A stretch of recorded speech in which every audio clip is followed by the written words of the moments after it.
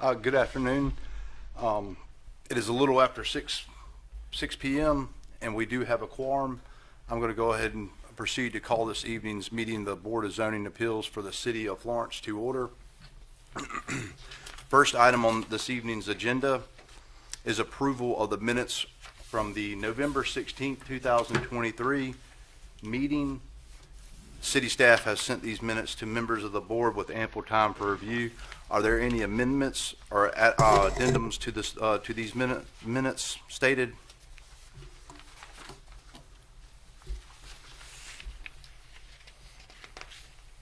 There being none, the chair would entertain a motion to either approve or disapprove. I make the motion to approve the minutes. Second. Thank you, and we do have a second, so we're ahead of it. All in favor signify by saying aye. Aye. All those opposed? The ayes have it. These minutes stated on November 16th, 2023 are approved. The third item on this evening's agenda is approval of the 2024 meeting calendar. These dates are stated on our first page. The chair would now entertain a motion to either approve or disapprove the calendar dates set for 2024. Move to approve. Second. Okay, we have a, thank you, Mr. Charles, and we have a second. Okay, all those in favor signify by saying aye. Aye. All those opposed? The ayes have it.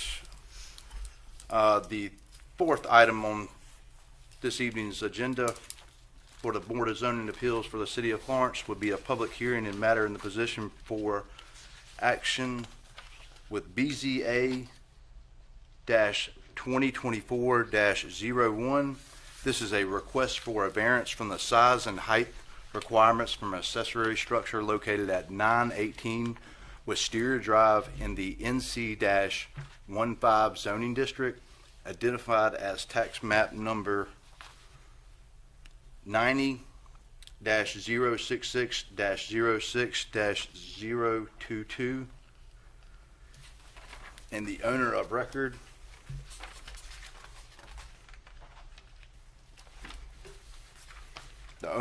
will be a Frank Ellington.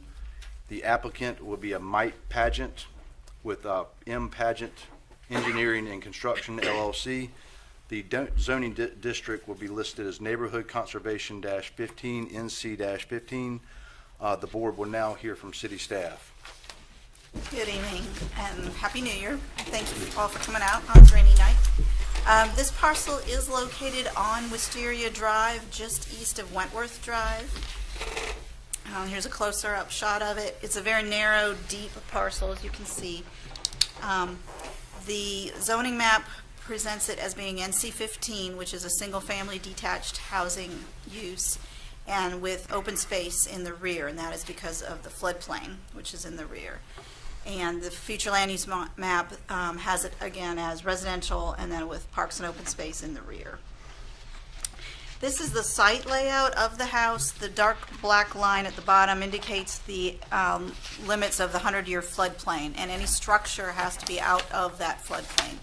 So that's part of the reason why this building has been placed where it is. And as you can see, it's behind the house, about 17 feet from the side property line, which is well in accordance with the requirements for accessory buildings, which would be 10 feet. Here's a more close-up look at it. So there's no problem with the location of it, but where comes a little bit of an issue where what they need the variance for is for the size, because typically carports are located on the house. This one is located as part of the accessory structure, and then there's also a covered porch as well as the pool house itself, and all those being combined made the size of the accessory building much larger than would have been approved. These are some elevations of it. As you can see, not all of it is enclosed with the carport and the covered porch. Again, it is behind the house. This is the floor plan of it. These are all in your packet as well. These are some site photos. As you can see, it would not really be visible from the street. I've only had one phone call from a neighbor because this was posted. She just wanted to know where exactly the building, what the request was for, and then where the building would be going. And once I told her it'd be behind the house, would not be particularly visible from the right-of-way, she didn't seem to have an issue with it. Plus, the lot is heavily wooded, and because no construction can take place in that floodplain, it is pretty well screened on all sides. So that doesn't conclude, sorry. So the findings of fact for the variance, adhering to the terms of the ordinance would just prevent him from being able to construct the size accessory structure that he wanted to. The intent of the ordinance is to control the size of accessory buildings, but the size of the lot and the house, as well as the wooded character of the lot, will mitigate the effects of the size, height, and location of this structure. Because it is in the rear of a large lot behind the house, it's not visible from the right-of-way. Most lots in this neighborhood are also deep and wooded with topographical change, which would also help further screen this structure from other houses. And adherence to the terms of the ordinance would, again, prevent him from being able to build the structure he wants. But because of the shape of the lot and the location of the house, granting this variance will not affect the character of the street or introduce a new use to the neighborhood. So that concludes staff's report. Thank you, Lane. Are there any questions for city staff from the members of the board at this moment? Do you know if where this property lands, is it a HOA? Do they have any? I don't believe they do. And the applicant is present in case you have any questions for them. Are there any safety risks? No, sir. The only two variants, the request they're asking for is the size, the height of the entire structure for the roof. That's right, the height, only because carports are not supposed to be taller than 16 feet. This one is the same height as the pool house, which is 19 and a half. So they need a variance of 3 feet for the height of the roof, it being a detached unit, Correct. and the size. Well, the height of the unit is fine. It's just because the carport's attached to the accessory structure instead of separate from, like, the typical carport is just a freestanding structure, and those aren't allowed to be more than 16 feet. And I don't think they make them more than 16 generally. But because it's attached to the accessory structure, which can go up to 20 feet, that just necessitates that. And this particular structure, I'm so sorry. No, go ahead. This particular structure is 19 feet, 19 and a half, yes. 19 and a half. Thank you. Do we know why that variance is like that, where it has to be the 19? Is there a reason? Why? The height of the accessory building's fine. The only reason, and it's not even, if we consider the carport part of the accessory structure, that really doesn't matter. We're just, if we call it a carport, we just want to dot all our I's and got cross you. the T's. All right.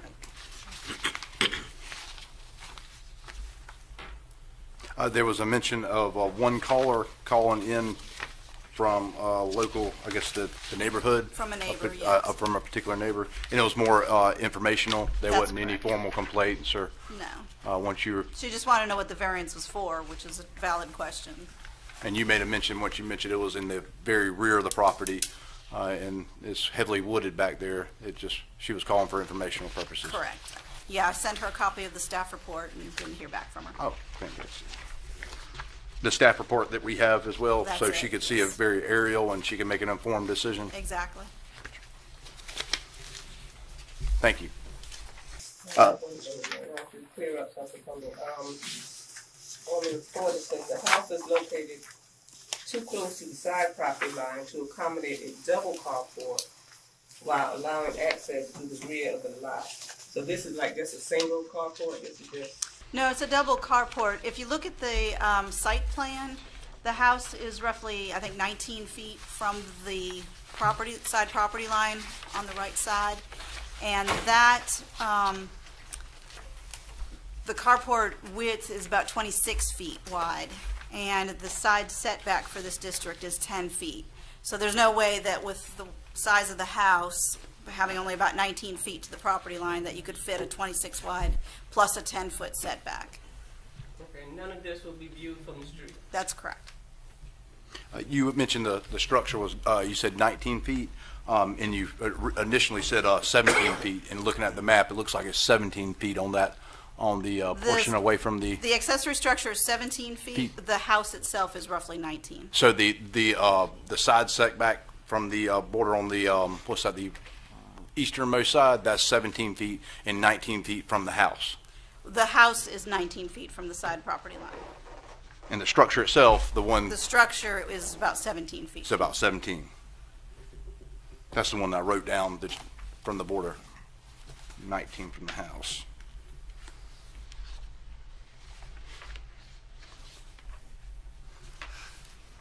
Thank you. Is there any other questions from members of the board for the city staff at this moment?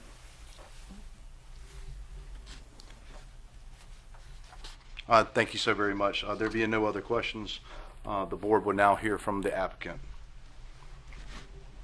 Okay, sir, come on up and speak your name and be sworn in, and we'll take it from there. Thank you for showing up tonight. No problem. My name's Mike Paget. I'm Let me swear you in, please, Mr. Paget. If you would be sworn in, this is a semi-legal hearing, so I'm just going to swear you in. We'll hear your testimony. Do you promise that the testimony you're about to give us is the whole truth and nothing but the truth? I do. Thank you, Mr. Paget. You may proceed with your testimony. Elaine did a really good job presenting everything, so I'm really here more to just answer questions for you. Is there any further questions on this for us? Anybody? I can, the board, we can anybody have any questions for the applicant from members of the board tonight? It is. The property owners and the contractor are here as well, but We had a board member ask the city staff, which y'all would be more informed. Is there an HOA for the there's neighborhood? Not. There's not. There's The house not. was built in the 50s. The neighborhood does not have an HOA. It was pre-HOA world. Is that a certain date? When you say pre-HOA world, is there a certain date? That part of they were not doing HOAs back then. I do a lot of house plans and stuff in town. I know that part of the world that part of town doesn't have an HOA. So currently, there's no HOA? No. Okay.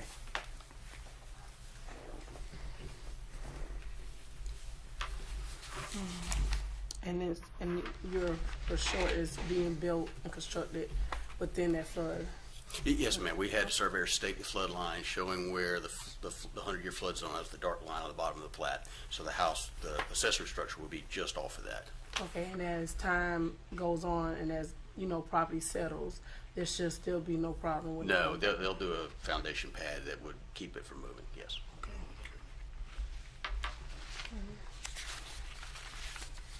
Is there actually standing water in the rear of that? I mean, if you go to the back of the very, very back of the lot, you can certainly see water after a good rain. Absolutely.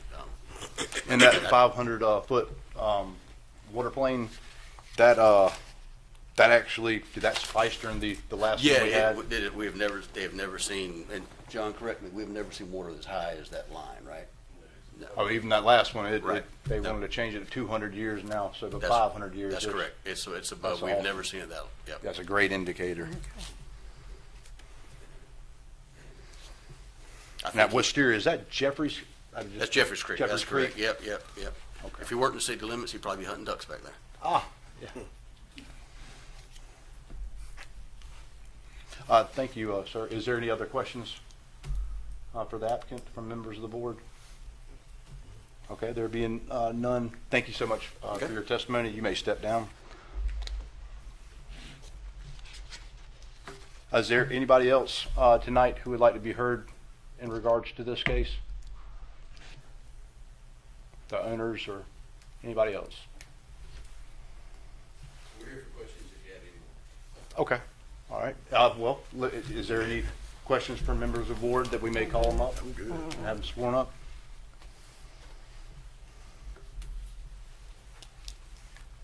Okay, there being no other questions for the applicant or city staff, from members of the board, the chair would like to entertain a motion to either approve or deny. I move that we grant the request for a variance based on the following findings of fact. That a variance from the terms of the Unified Development Ordinance will not be contrary to the public interest when, because of special conditions or literal enforcement of the provision will, in this individual case, result in an unnecessary hardship, and that adherence to the terms of the ordinance would result in the inability of the owner to construct the accessory structure that he desires. That the spirit of the Unified Development Ordinance will be, and the lot is wooded along the sides and rear. That these conditions do not generally apply to the other property in the vicinity, and that most lots in the neighborhood are also deep and wooded with topographical changes.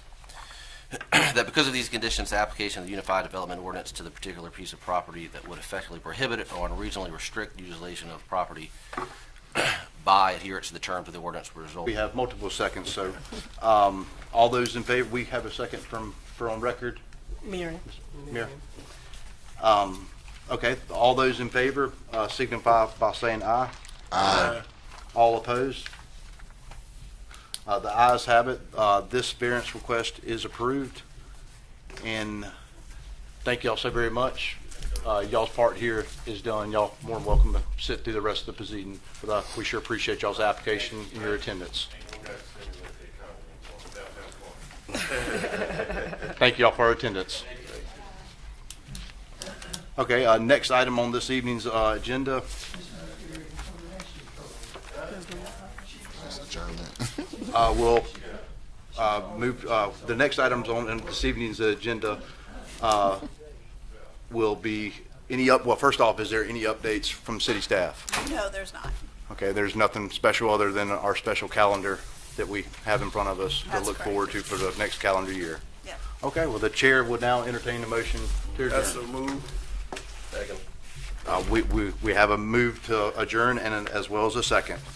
This meeting, all those in favor signify by saying aye. Aye. The ayes have it. This meeting is adjourned. Thank y'all for Thank attending. you.